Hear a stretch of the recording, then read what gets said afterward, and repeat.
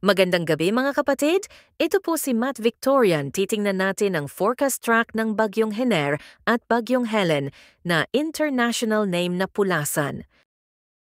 Ang unang-unang titingnan natin ay si Tropical Depression Hener ay nasa labas ng PAR, pinapalakas ng habagat, naglaho sa Sabado ng umaga.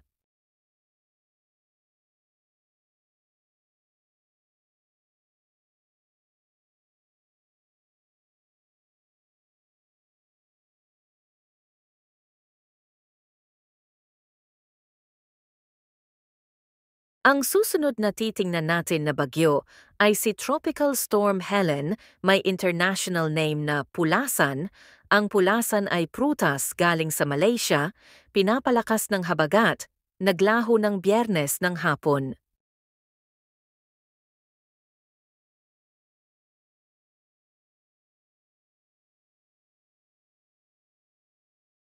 Iyan po ang latest forecast track ng dawalang bagyo nasa labas ng PAR at isa na sa loob. Maraming salamat sa nanonood ng video na ito. Pagpalain at gabayan ka ng Diyos.